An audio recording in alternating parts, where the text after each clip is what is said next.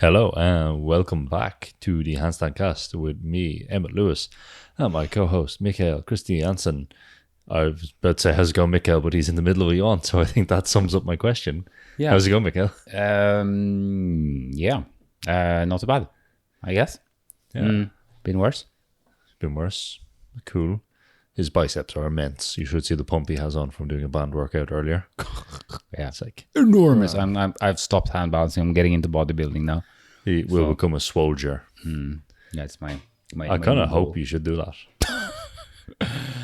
I think it's not going to happen. Oof, imagine having to do all that shit. I don't know. I think you'd look good with like the orange face paint kind of. You got to think about like the fake tan as becoming the ultimate warrior. Oh yeah, God. I say he used a lot of fake tan, and he's cool. I We mean, both he- agree the ultimate warrior is pretty At cool. least he took enough gear to be a competitive bodybuilder. So Yeah. nah, I think I'll skip it. Yeah, no so- competitive bodybuilding for me. First off, I need to find the name of this person. Where is What my person? The person who sent us the picture of their corgi and their Siamese. Oh So shit! he done us a one better, where it's like, check out my dog and my cat. That is good. Damn it, we get You some have a messages dog and the on, cat, and you send us, you get like +1 to strength. I promise. Oh. I give you my blessing. Yeah, that's fine. Let's go. Thank you all for sending so much stories and tagging us in, but now I'm having a very difficult time finding who this person was. But he, let's put it in. He sent us his corgi. I don't know if you ever noticed about corgis, but I showed Mikael this, and you can look this up online. That if you crossbreed a corgi with another dog, it just looks like a corgi is in disguise as that dog. Yeah, it was rather weird. It was They rather all, weird. they all just get short legs and look cute. They all just look corgified. Ooh, I can't find his name. Anyway, we'll have to leave it. Thank you Otherwise- for the picture of Corgi. Thank you for the picture of your corgi and your cat. He had a Siamese that wasn't as bald as the other Siamese. So anyway, let's give those animals a rating. We give them 13 out of 10. Would pet extensively. Indeed. Feel free to send us your pets for ratings and general. Now we can Cute. get like a fuck ton of pets. But yeah, sure, last time we bring only one. got one, Yeah. so Oh yeah. I just we're throwing it out there. Send them the Handstand Factory as well. Okay, where's our questions for today? So we are doing another one of our Q&As where we answer your questions. So if you would like to ask us a question about anything related to hand balancing, handstanding, or anything we talk about, please feel free to send them to Handstand Factory on Instagram, or there's a contact form on the website. Or if you want to be edited into the podcast like you were here with us in the studio, you can do a voice question on anchor.fm if you find us there. Phone-ins are cool. First question for today, a very simple one. Hand position for handstands. Tenting fingers or flat hands? Tenting fingers. I guess that is the first knuckle up. First, well, Huh? I'd call tenting first knuckle up, but then other people would call that like cambered when you have the first knuckle down. And then other people would say this. I mean, just find a hand position that you like and a hand position that you can apply pressure on the floor with nicely, and don't ever think about it again. Yeah, it really is just that simple. I think a lot of people are too managing the micromanaging everything. It's like whenever I hear someone say in hand balance or any kind of skill that you have to do it this one way and there's no other option, they're generally wrong. And I can generally find a counterexample of this. Like So just if you can find a counterexample of it, of someone being pretty good with another hand position, then it's likely that hand position is not the kind of yeah. And defining thing. I could probably find an equal number of people who use the hand completely flat on the floor and finger spread super wide, and an equal number of people who, I don't know, well, we go to the extreme like Sergei Timoev or Morgan, who do the ultra pyramid hand style. Yeah. So maybe not that. It's more rare with that, but we talked about this before, but it's likely up to some degree of structural thing in terms of bones and all of this, maybe some in terms of muscle insertions or tendons, and it's hard to know, as well as just habits and what you feel you're comfortable with. So yeah. like that's the primary thing. That just find a hand position where you feel that your application of force into the ground is strong, because that is the practical issue, or like the practical reason of having your hand on the floor and using your fingers, is that it's not the surface area of the hand. It is the sum of forces that your hand is able to exert on the floor, and that is why kind of this very high kind of pyramid looking hand can work, because it's still applying force to the ground in an efficient manner for that person, not how large or how the surface area looks. Yeah, it's definitely some people would say this is the kind of thing is like, if you look at what we're trying to do with the hand, we're grabbing the ground. Let's just say we're straight up grabbing the ground. You don't really grab a ball with flat hands and try to keep your first knuckle down. The hand makes a kind of curved effect. So if you can't get the force to your fingertips with a completely flat hand, as a lot of people say you must do, then curving the hand will probably work for you. If on the other sense, you can feel that you can control and your sense of balance is very refined, then a flat hand can be very useful. So yeah, it's just up to you basically. Yeah. So just look for being able to utilize the pressure of your fingers and just stick with what you feel good with there. It's not a detail that will change significantly. It's largely an individual thing. Yeah. Cool. Our next question. I am trying to work towards 3 minutes on 2 arms, and I feel like I waste a lot of energy making tiny fidgeting adjustments to my shoulder position. I always want to make it a little more stacked, a little lighter. I think it wastes more energy than just sticking with what may be a little less ideal position. Any thoughts or suggestions to break this habit? I mean, to me, it's kind of, there's two elements in there, and they're kind of they're kind of in opposition to each other. One is pushing for 3 minutes and feeling that you're breaking form. What about aiming for 1 minute with not breaking the form? That might also be a way to look upon it, because if that is what you're looking for, a stacked and very kind of calm handstand, then find the minute within that handstand first, rather than aiming for 3 minutes of it or 2 minutes or whatever. Like this number, trying to achieve a certain number is more about either the specific achievement of such or of getting strong and having enough endurance to do so. But if you feel yourself fidgeting too much, then make sure you're much more control with a lot shorter holds, perhaps. Yeah, I think it's one of those things with endurance is like, if you're trying to make the time, then you've got a different thing if you're trying to make the time with a perfect form. It is just one of the things, like if you have, say your max at the moment is 2 minutes and you're trying to push beyond that, once you start getting to 2:20, 2:15, things are just going to get sloppy and you just have to kind of grind through it. It's also like, if we think of all the various muscles of the upper back and that control the balance, forearm even, and everything that's involved in balancing your handstand, they all get tired at slightly different rates. And while when they're fresh, you can attain perfect line, they might need to deload and unload and stuff like this. So if you can break the line a little bit, it's kind of like if you're doing hanging, you're trying to beat your hanging time, or you're climbing and you're on the wall or you're hanging from a bar. If you take one hand off, shake it off a little, and then grab back on, it allows you to stay longer than in a fixed shape. So if you're going for maximum endurance, I just want a 3 minute handstand, say I can stand 3 minutes, then my advice would be to slowly let your form get worser and then restack to take a break and that kind of thing. If you're going for perfect form, then it's like you're aiming to be super easy in the form, and you're trying to find your weak points as well. It's like, oh, is it your forearm fatigues first and you can't balance correct? Well, try it on blocks and see, can you do that, which will have an easier grip. Then if you go, okay, I can hold 3 minutes on blocks, then it must be the forearms. So then you just need stronger forearms or better endurance in your forearms.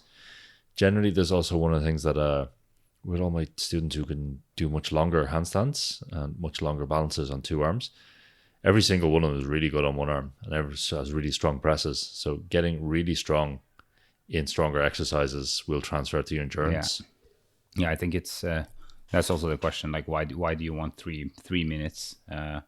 For me, it's on 2 arms. I mean, if anything beyond standing for 2 minutes is about or for me is then about the interest of standing longer on 2 arms, because you could then funnel that same amount of energy that you spend then on building to 3 or building to 4 or 5 on working on your one arm or your press or whatever else type of skills. So this is just up to interest, and there's nothing wrong in wanting to do 4-minute handstand, but it's a specific interest, and it won't necessarily carry over much further to the other kind of skills. So like, I mean, I'm a perfect example of that. I probably couldn't pull off a 5-minute handstand right now unless I trained like a week for it or something.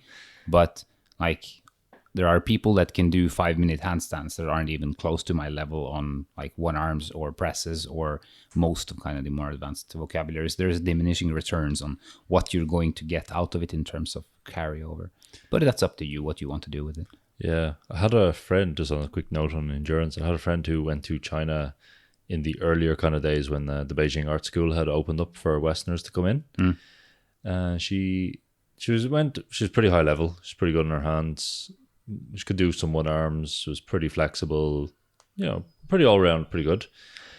They wouldn't let her train one arms till she could do a 10-minute two arm. Yeah, I've heard this one too. Yeah, I'm sure that was great for the 10-kilo kids who they were training, but for a 55 kg woman, it was not fair. They've lessened up on the demands on Westerners now because they think we're lazy or don't realize the difference. But yeah, it's also when you're approaching endurance, one thing to think about as well is if you're constantly just going for max times, then maybe you need a more structured program of like, I'll build endurance in tuck shapes as well, which will transfer to straight shapes, and I'll work on a kind of escalating density kind of style, and then I'll have some days where I go for max straight shapes, like this kind of thing. If we think about training for endurance in middle distance running, we're like, how long are we running for? Okay, look at that kind of training where it's like, it's not just all out run the distance as far as you can. It's more like some days we will work at a higher intensity for lower stuff, but still kind of not doing like 5-second intervals, but something semi close in the zone. So you can think about it like that as well. But yeah, in general, it's just figure out the bottleneck as well. Yeah. And I think that kind of covers various aspects of it. Question 2. Oh, that was question 2. Question 3. In one of the episodes, Mikael and Emmet referenced different shoulder positions in one-arm handstand positions: regular, straddle one-arm handstand, flag, one-arm handstand, and figa. I'd be curious to hear more about that. Yeah. I guess like, you could explain the 3 families. Yeah, or 3/4. Like, they are very similar, and the better you are on your arms, the less you will feel of a difference. But there will be certain things that will change depending on where. Like, basically, so the arm's job is to stay vertical to the ground to some degree or other. I mean, if you're doing a deep flag, either you bend it or you might need to move the hand away from the face, meaning that the arm becomes diagonal, but you're still pushing down into the floor to avoid your shoulder collapsing. But so you can say in the straight one arms, basically you shift your hip over your arm, you press through the shoulder, and the arm is basically, you can emulate that kind of position by simply lifting your arm above your head and elevating the arm quite strongly and maintaining slight external rotation in the arm to kind of doing a one arm shape with the arm. When you're doing a figa, the best way I could explain the sort of shoulder positioning there is like, if you grab a weight and you put it overhead in the same kind of position as you'd be in a one-arm handstand then, and then you do, what's that movement called? It's a windmill. The windmill, very similar to a windmill with a kettlebell. Yeah, exactly.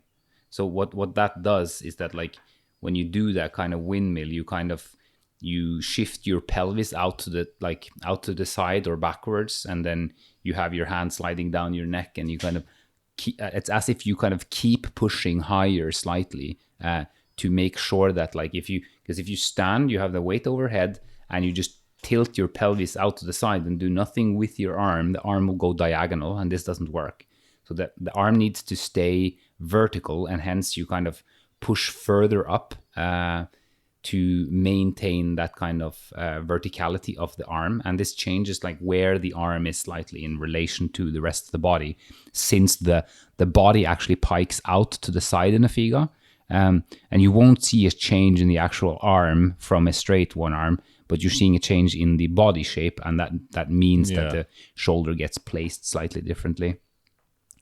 And then in flags, of course, you're leaning your body out a lot, which means that you need to resist this kind of the tendency of the arm falling away from the head. And there is kind of like a little bit of kind of inwards pressure, I would say. Like you almost need to push your arm toward, like not really towards your head, but if you're doing a very deep flag and you maintain your arm fully straight, you'll feel it a lot in the bicep. Similar to a planche, not really, but like it's kind of like you'll feel it in the bicep if you keep that.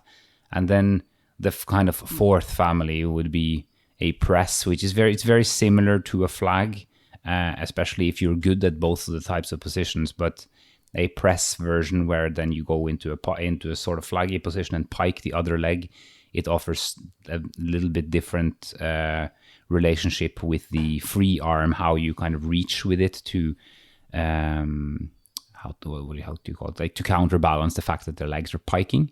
And there's a little bit of a difference in rotation in the shoulder as you do so, and particularly if you go further, like into a very deep kind of pressy situation compared to a flag. But roughly that kind of those are four sorts of alignments of the shoulder, where the changes in the lower body will force you to change the shape that you're in the shoulder. Whereas if you would, for example, do straddle one arm to straight one arm, you're not changing anything in your shoulder. It just stays fully the same. All it needs to do is just be faster with its corrections as your legs go up due to the higher center of mass and like the shorter rotational lever. Yeah, I think just to add on to this, it's one of the things I note is, so the straight shape is basically going to be the same. Flags are kind of interesting as well. For in a lot of people, this is the thing, is like a lot of people will have a different flavor to their handstand. Don't forget that. And what I see in a lot of people in flags is that if we look at the shoulders, they're normally at a bit of a diagonal angle matching the hip angle for most people in a one arm. And in a flag, the opposite shoulder will come down, so the shoulders will end up more horizontal. And this will, depending on how flexible you are on your sides and your own kind of individual proportions, this will necessitate if you think of the shoulder as counterbalancing the weight of the leg, so that comes down to keep it seesawed on the other side of the pivot point. It will also need to move horizontal away. And when this horizontal goes away, as the legs, particularly in the straight flag, one of two things will happen. You will see people bend the elbow slightly, and this will set up the diagonal humerus at the scapula, or they'll open out the arm to about 30 or 40 degrees away, whereas they might be 15 degrees. So it kind of opens out to get that counterbalance needed for the flag. One of the things on Figa is the shoulder position is pretty unique to everyone. It's one of those ones, we have some general ways of teaching the exercise, but you see some really weird positions in Figa. You see people who have like their arm is basically in what would be like an overhead squat position, if you can imagine that. Yeah. You'll see people like, is it Andre Moreau? I can't remember. Someone where the opposite scapula is basically stacked vertically in line with the arm. Yeah, Andre, when he does like the legs together Figa, it's as if he just does kind of a lateral abduction of the arm to 90 degrees. Yeah. That is kind of where his arm is in relation to the body, because he's so folded together. It's incredible.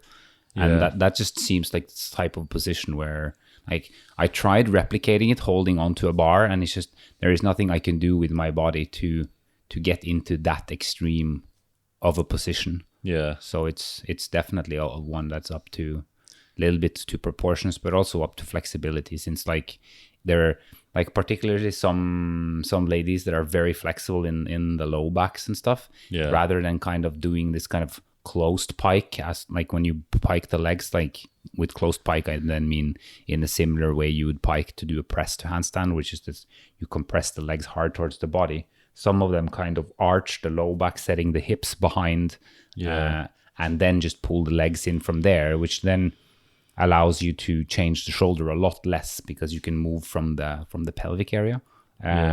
So it does seem that like there are all of the segments up through the spine and the spinal rotation and the flexion of the shoulder, and also like the elbow structure will matter quite a lot in the Figa. Like you'll see that very often if you see it from the side, that the elbow contributes a significant amount in terms of the flexion you need.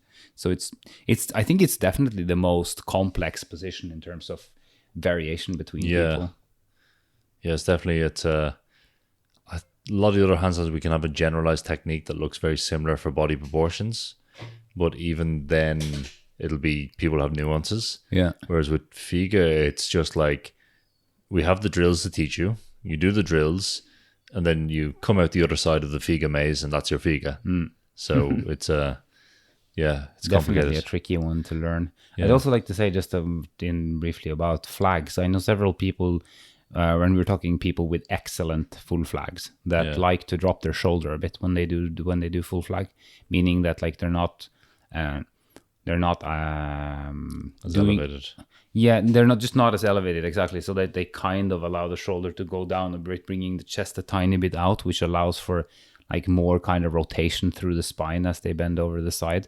But yeah, again, it's very much of an individual preference, and also like how flexible you are in the sides and all of that stuff. Do you have an extra rib? Yeah, exactly. Do you have that big rib spacing that we spoke about in the anatomical quirks episode? Yep.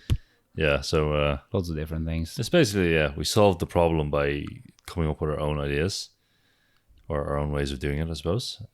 Question 4. This is a good one. Haven't heard you cover it yet, but I'd like to hear your perspectives and thought on handstands and longevity. What are some of the long-term benefits, negatives? How can we keep hand balancing to an old age? What are some of the oldest hand balancers you've seen? I think it's one of the disciplines that you can keep the longer if you compare to circus and other things. It's not so plyometric. There's not that many fast movements. Like if you keep a high basically if you do a high level hand balancing practice, and you would compare that to on average of a high level tumbling practice, for example, like you just the kind of injuries that you would be getting from long-term stuff of, for example, tumbling, such things as very simple things as just at ankles, like with all the repeated impact over the years, or the spine or so on. Like it seems that people who do very dynamic types of disciplines need to kind of slow down earlier than the ones that are slower. And hand balancing is a slow one, and one that can be done on the effective technique and flexibility and also strength. And like one thing that I've found fascinating now that like I'm in my 30s and stuff is also seeing that like in a lot of these just strength sports, such as like weightlifting of various kinds, like you often see guys who are older that are lifting like substantial weights. Like some of the strongest people aren't like 22 kind of. So it does seem in a sense similar with hand balancing, that you can keep quite a lot, but of course like everything that is on kind of the edge of a person's maximal ability will be the things that go out first. But I think like you will, of course, if you do this kind of thing for a very long time, you will experience the kind of quote unquote issues such as shoulders and wrists, and possibly that you're so entrained in one specific way of moving that like, I mean, for example, me, I used to have pretty good shoulder extension, and I haven't worked on shoulder extension since I stopped straps several years ago. So, hey, my shoulder extension is garbage.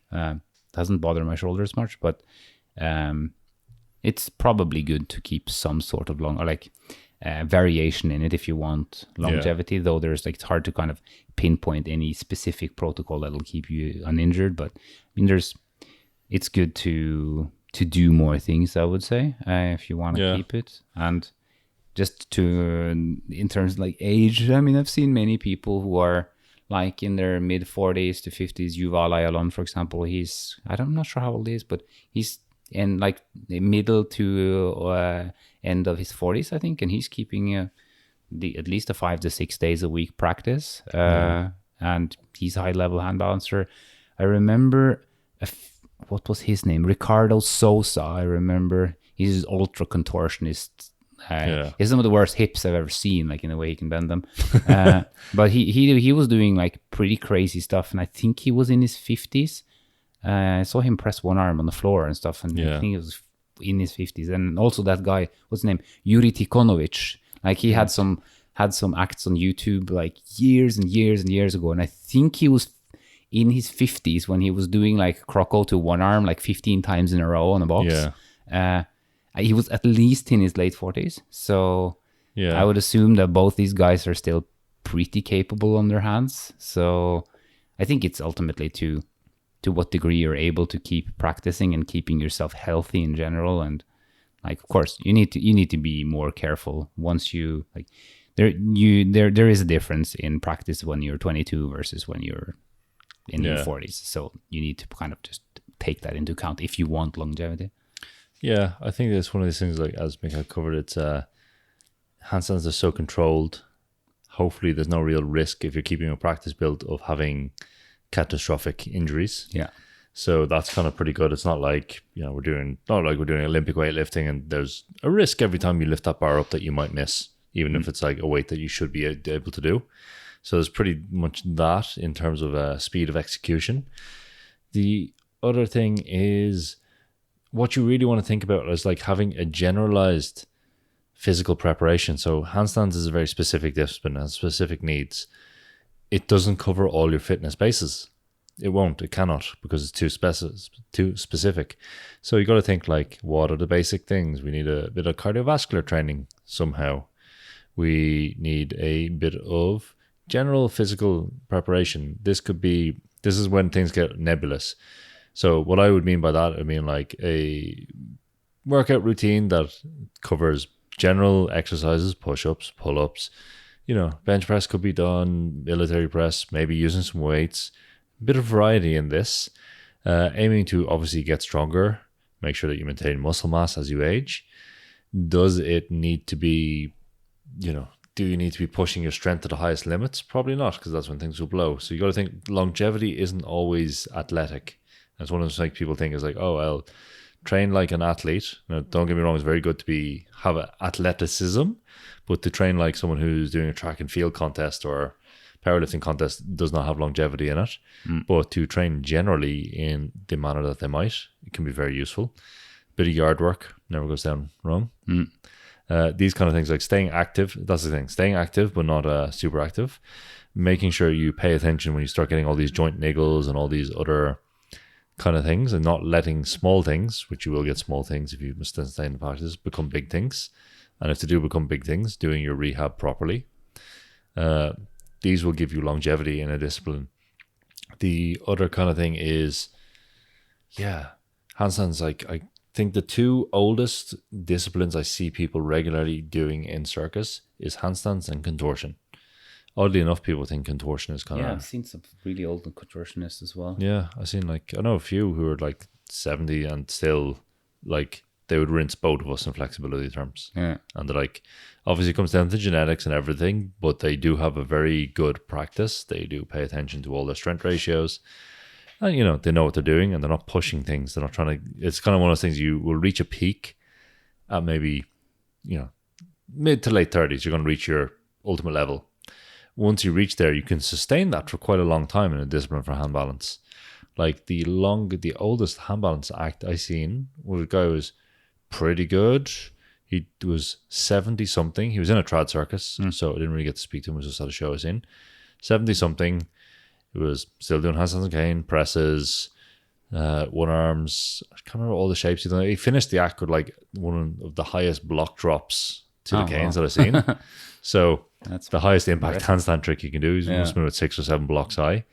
Doing a bit of flag spinning on the feet, so it was pretty high skill act in terms of that, but it was done flawlessly with a smile, a few wrinkles and everything. So there's that. So you can keep going quite a long time. Will you be doing all your hardest tricks at the highest level? No. Can you have a sustainable lifelong practice if you pay attention to your body? Yes. Yeah. That's So that guy I saw also in a show by Cirque Ital in France. He was a Russian bar guy. If you don't know what Russian bar is, you could probably Google or like go on YouTube and search for Russian bar circus, and you can find out what that is. And it's basically the kind of thing that if you make a significant enough mistake, you're like pretty injured or dead because you fly very high. And the guy flying was doing I think he was 64. Some people that spoke to him said he looked like he was made out of granite. Like he was more ripped than like most 25-year-olds that are training really hard. And he pulled out the triple backflip on the Russian bar. Yeah. And he also did. He was also doing an act in aerial chain, which is basically like aerial rope, except it's a chain. And he was doing full twists on it, 3 in a row. And instead of doing kind of the tempo swing you usually do, he'd just like hang and he would just like pull himself up to a front lever kind of really quickly, turn, catch again, and like lower down and just repeat 2 more times. Yeah. He was just an ultra monster. I mean, it's very rare in those cases, of course. That's definitely an outlier, but it's certainly possible. And like it's I think it's one of those things people have this kind of, we just have a negative concept of aging in the West, I think. Yeah. And it's just like, say, like I've been to Asia a lot, and like people are just more active over there. And they're in great shape, and they're doing things that will put Westerners to shame at the age we're in. I remember like one time we were in Bangkok, and we were just doing some training in the park. And this little old Chinese man came up to us and started chatting. I was like, "Oh, what are you doing? Oh, you work out? I do workout too. I do street workout." And we're like, "Oh, you do street workout? Cool." And he starts like busting out like, 1-arm push-up. Like, do 1-arm push-up. He's like, "I do 1-arm push-up too." And I was like, "Okay, show me your 1-arm push-up." And I was expecting him to do like a kind of bad form twitchy one. No, he done 20 1-arm push-ups with like form that was wrecking my feeble 5 reps. I was just like, okay.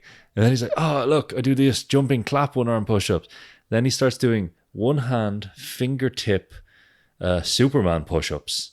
He was really nice. We got chatting to him for a while. He's like, "Oh yeah, I go swimming across the river and like every day." And he points to the river and it's like a mile wide. And he's like, "Yeah, I swim back as well. Some days I don't when I'm in a rush, but every day I swim across the river." And then he's like, "Check out my mother. She's 90 and she's playing basketball." And he's like, "I was teaching her basketball the other week and she's never played before." So I was like, "Mom, you're 90. You got to learn basketball."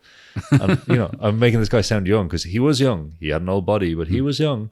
And his mother, he showed me a video of his mother playing basketball at 90. It's pretty incredible. She was a 90-year-old playing basketball. So let's not like imagine Kobe Bryant here, but she was like playing basketball at 90. And cool. Now it is Chinese people and they do exaggerate their age a little, but this guy, he looked like a prune and he was pretty wrinkled. And even if he was 50 doing these things, he was still in savage shape, and maybe he was 70. So benefit of the doubt, they always had 20 to their age apparently. And like, continue. Sorry. Yeah, so it's just this, it kind of, and now that I've worked with a few older people, I have some clients in their 50s who, they came to me with nothing, like, or no kind of fitness level. Now they're super flexible. They got splits, they got head to toe, they have handstands, they have press handstands. I was like, for me, it was kind of like, oh, we got some people, I'll train them as an experiment, but my expectations were like not great. I would say that's my own personal bias. But, I train them just as I would train anyone else. I think the only thing I noticed in the 50-plus-year-olds was what it would take normal 20, 30-year-old clients to achieve in 2 training phases, so say 4 to 6 week phases. They would take 3-week phases or 3 phases. So what they do in 12, what a younger person would do in 12 weeks, it would take them 18 weeks to do it. But they're still doing it. Like you seen Rita at the retreat, and she was doing chair splits and everything. Yeah. So, yeah, like I just thought of now also when you said this about aging in the West. I think it's like we base our kind of the ideas on athletic ability. Of course, because we base it around kind of the competitive athletes we see, such as like football players and gymnastics and like sprinters and so on. And of course, then you'll see kind of it'll be quite young people that'll do all these things, and then they'll retire. And we also, of course, they get fat. Yeah, and then we also have kind of a generalized societal structure too, where you do your education and you get a job, and then kind of you go into the stable life. And I think that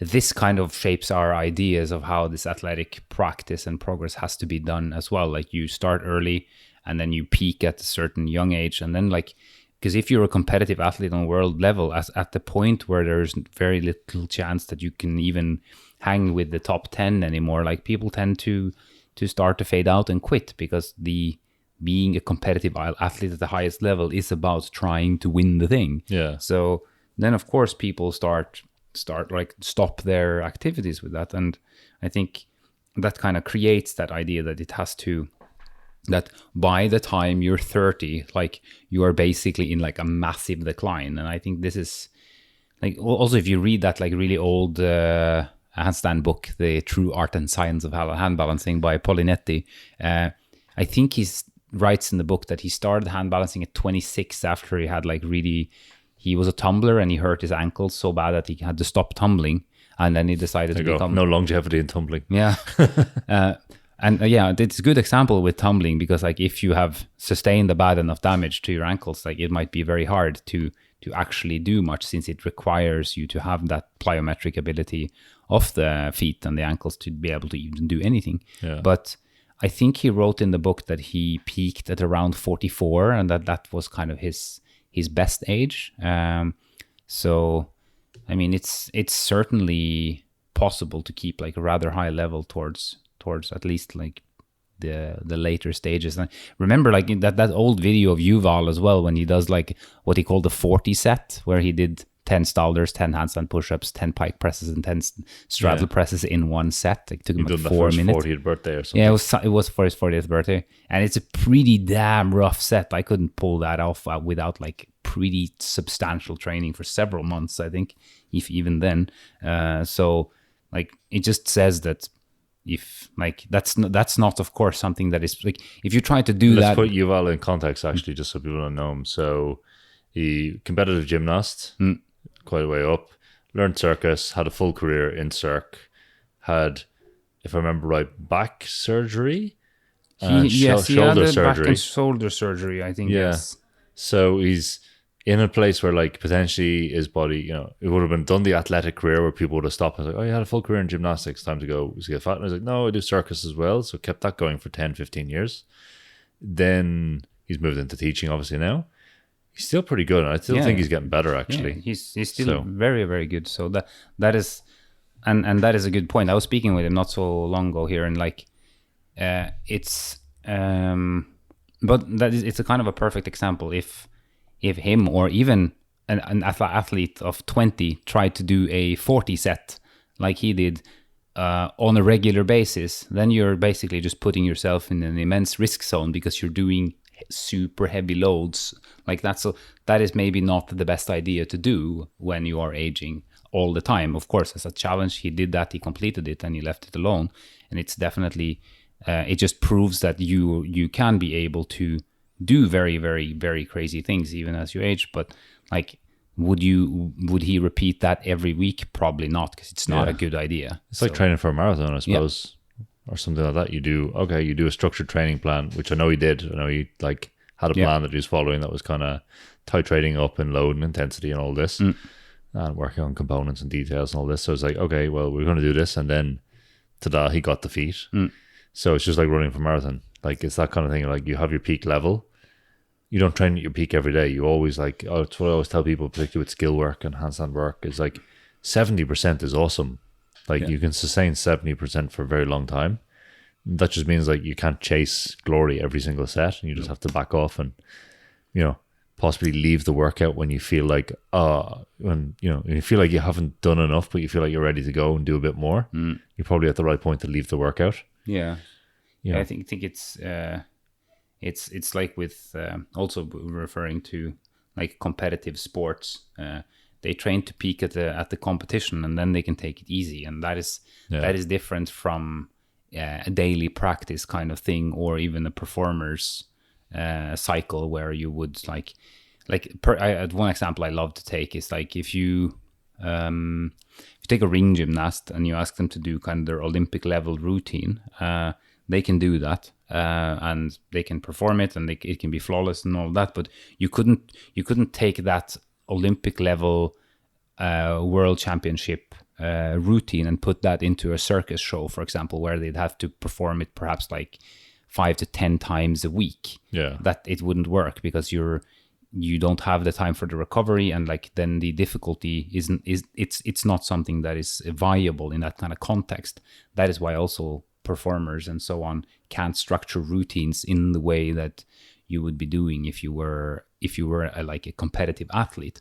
So that is also just something to remember when trying to learn all these things, that like you don't need to chase the hardest of your achievements every single day, because you're just operating in an extra risk zone basically.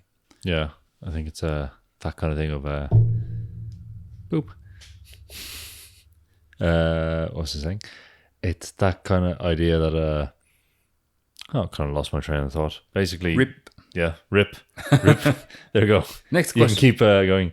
That was the end of our questions for this evening, actually. So I think we'll wrap it up there. Yes. If you want to ask us any questions on anything handstand or anything similarly related, you can always submit your questions to us on Handstand Factory on Instagram. If you want to send us your cats or animals and want them to rate it, send us your ferrets as well. If anyone has a ferret, please send it in. Or trash pandas. Or trash pandas. I don't think that. Yeah, trash pandas are cool. Basically, anything fluffy and animal-like, or anything bold and animal-like. Reptiles are acceptable too, and fish too. Other than that, if you want to support our podcast, or if you want to just take your hand balancing skills to the next level, please check out our programs on handstandfactory.com. Other than that, we'll get back to you next week, and enjoy staring at the floor. Cheers.